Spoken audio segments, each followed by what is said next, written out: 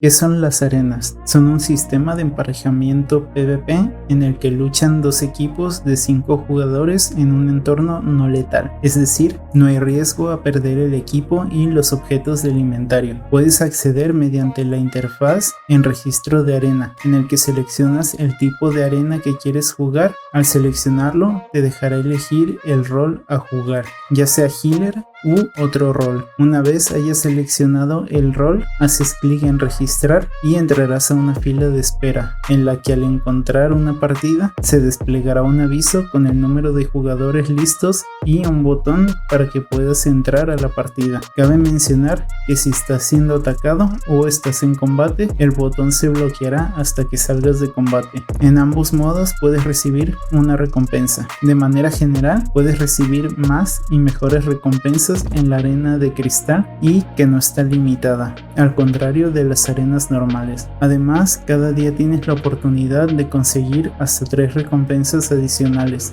Estas solo las recibirás si ganas, y puedes ver el número de recompensas disponibles antes de registrarte en una arena. Al jugar arenas tienes la posibilidad de ganar sellos de arena, los cuales los puedes cambiar por ciertas recompensas con el NPC localizado en cada ciudad. Además, con este NPC puedes entrar a arenas. En ambos modos se necesita un healer y los 4 restantes pueden ser DPS, support, tank, etc. Dentro de la arena puedes cambiar de equipamiento. Sin embargo, si entras y no juegas acorde a tu rol, puedes llegar a ser reportado por el resto de jugadores, en especial si accedes como healer y posteriormente dejas de cumplir tu función de curar aliados. En ambos modos de juego, al entrar habrá un contador en el cual los puntos enemigos irán disminuyendo a medida que captures objetivos o elimines enemigos, pero la principal fuente de puntos son los objetivos. Además, al ser vencido en combate simplemente aparecerá una cuenta regresiva y tendrás que esperar para reaparecer. En los dos modos existe un límite de poder de objeto o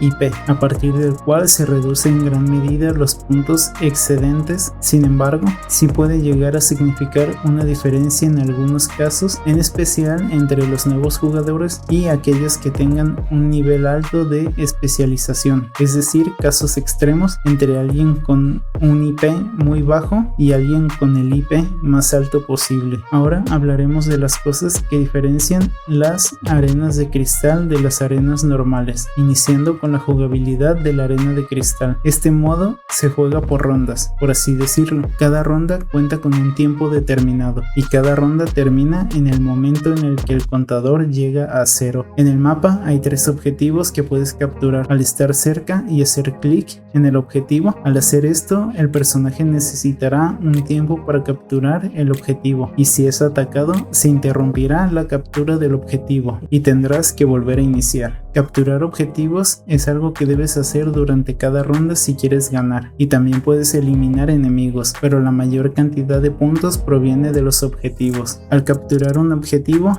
este no se destruye, como si sucede en arenas normales, sino que debes mantenerlo hasta que el contador llegue a 0 para sumar puntos. El equipo que tenga capturados más objetivos, cuando el contador llegue a 0, obtendrá puntos por cada objetivo que posea. En las arenas de cristal puedes registrarte en grupos de 1, 2, 3 y 5 jugadores, es decir, no puedes registrar grupos de 4 jugadores. Además, en este modo de juego hay un sistema de rangos parecido al de cualquier otro juego, en el que vas escalando mediante victorias y perdiendo puntos a medida que pierdas partidas. Aquí puedes recibir más recompensas ya que no están limitadas, y cada que pases a una nueva división obtendrás un cofre adicional de recompensas. También es importante mencionar que hay una temporada de arenas de cristal y que cada temporada hay un reinicio de rangos, donde te reasignarán en la nueva temporada en un nuevo rango, tomando en cuenta tu rango de la temporada que terminó.